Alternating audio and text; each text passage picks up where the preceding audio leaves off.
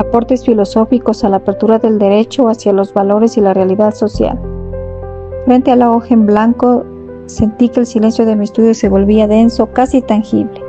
Me encontraba en esa zona de la vida humana donde impera el sentido del deber ser, enfrentando la tarea de conciliar siglos de pensamientos en una sola narración. Mis ojos se posaron en los lomos desgastados de mis libros. Por un lado, la tradición de Tomás de Aquino y su búsqueda de la res iusta. Por el otro lado, el rigor de Kant y su revolucionario método trascendental. El conflicto comenzó cuando intenté definir la justicia. ¿Era acaso una propiedad intrínseca de la cosa debida a otro, como sostenía el realismo jurídico tomista? ¿O era una construcción de mi propia razón? Me sentí como el sujeto del que hablaba Kant, atrapado en el fenómeno, lo que se me aparece y el inalcanzable noumeno, la realidad en sí que escapa a mis facultades cognoscitivas. En mi mente las categorías del entendimiento luchaban por organizar el caos. Me encontraba en medio de un cambio radical de perspectiva, dejando de mirar el objeto para escudriñar mis propias posibilidades de conocer.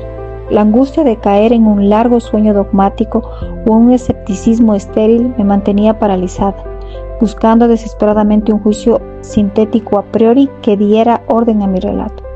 El nudo de mi historia se desató cuando comprendí que el derecho no es un lecho del procusto normativo, sino un puente entre la dimensión interna de la moral y la dimensión externa de la acción jurídica.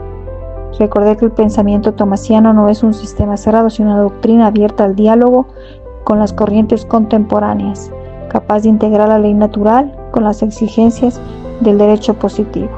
No se trata de elegir entre el racionalismo o el empirismo, sino de reconocer que, aunque el conocimiento comience en la experiencia, no todo procede de ella. Finalmente el desenlace llegó con una claridad casi mística. La pluma, antes inmóvil, empezó a trazar palabras con la fluidez de quien ha encontrado una síntesis integradora. Comprendí que la ética, como reflexión crítica sobre el deber, debe actuar como veedora del orden normativo para asegurar la paz y el bien común.